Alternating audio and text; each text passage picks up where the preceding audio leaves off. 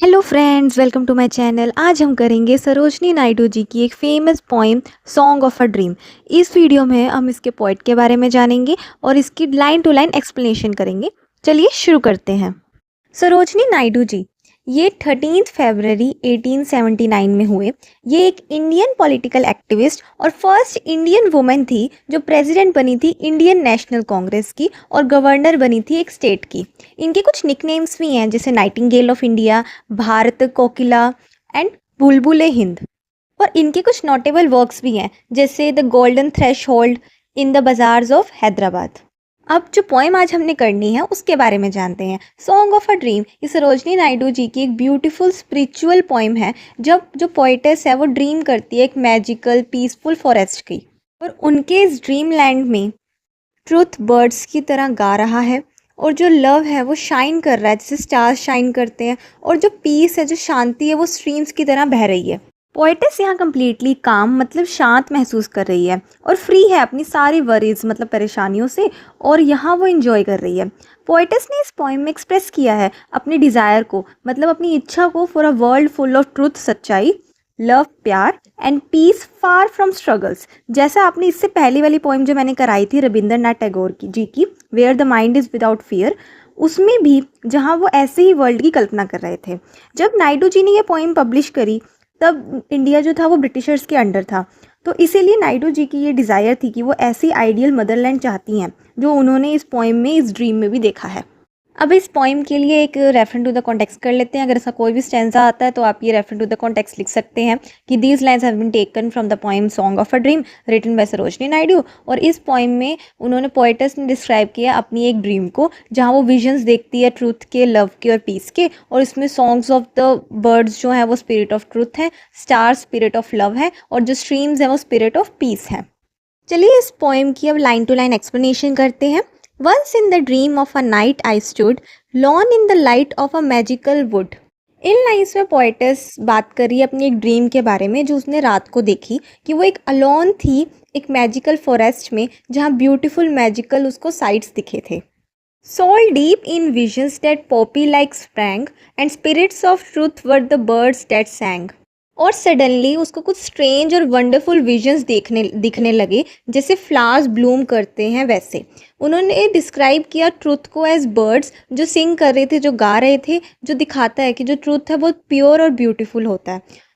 ये जो पूरा सीन है वो बहुत पीसफुल, शांत फील होता है और फुल ऑफ इमेजिनेशन है। और ये भी दिखाता है कि पोइटेस के कैसे डीप थॉट्स और फीलिंग्स हैं कि वो देख सकती हैं और फील कर सकती हैं आइडियाज़ जैसे ट्रूथ और ब्यूटी को इतने मैजिकल और ड्रीम लाइक वर्ल्ड में। आगे की लाइंस हैं, and spirits of love were the stars that glowed, and spirits of peace were the streams that flowed in that magical wood in the land of sleep. इन lines में poetess continue कर रही है अपनी magical dream को describe करना, और वो बताती है कि लव उसको कैसा दिख रहा है as a glowing star in the sky. जैसे स्टार्स चमकते हैं वैसे उसको लव दिखाई दे रहा है, और पीस, शांति, उसको फ्लोइंग स्ट्रीम्स मतलब नदी की तरह बहती हुई फॉरेस्ट में दिखाई दे रही है। पोइटस को जो भी उसकी ड्रीम में दिखाई दे रहा है वो फुल ऑफ मीनिंग है और अलाइव है।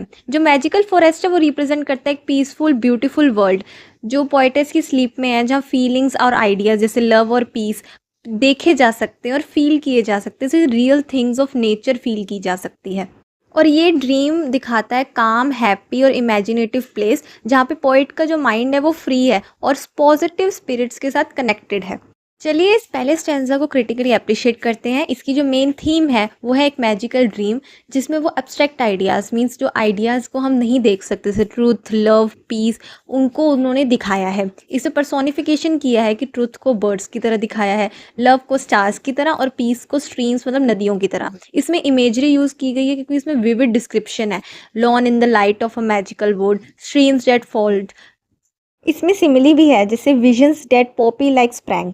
और जो इसका टोन है बहुत काम, पीसफुल, रिफ्लेक्टिव और ड्रीम्स वाला है। और जो इसका स्टाइल है वो लिरिकल है, मीन्स इसमें साउंड बहुत अच्छी है, डिस्क्रिप्टिव है, पूरी अच्छे से डिस्क्रिप्शन है और इमेजिनेशन का यूज़ किया गया है। और इसकी जो राइमिंग स्कीम है वो है AABBCCD। आगे नेक्स्ट स्टैंजा की लाइंस हैं, lawn in the light of that magical grove I felt the stars of the spirit of love gather and gleam around my delicate youth and I heard the song of the spirits of truth. इन lines में वो आगे कह रही हैं कि poetess बहुत अकेली थी एक ब्यूटीफुल मैजिकल ग्रुप में अपने ड्रीम्स में, जहाँ उसने ये फेल्ट किया कि जो स्टार्स हैं वो स्पिरिट ऑफ लव हैं, जो उन्होंने पहले स्टेंजा में भी कहा था, लेकिन अब वो उसको और फर्दर एक्सप्लेन कर रही हैं कि that gather and gleam round my delicate youth, जिसका मतलब ये है कि वो उनके यंगर सेल्फ के अराउंड घूम रहे हैं, ऐसा उसको लग रहा है।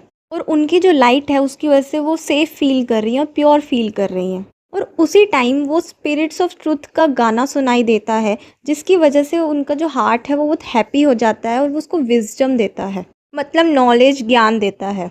इन लाइन्स के थ्रू पोएटेस ये दिखाना चाहती है कि जो नेचर की क्वाइटनेस है उसमें उसको लव और ट्रुथ दोनों मिल रहा है, जो उसके यंग सोल को गाइड कर रहे हैं और उसकी लाइफ को ब्यूटी, पीस और इंस्पिरेशन के साथ भर दिया है।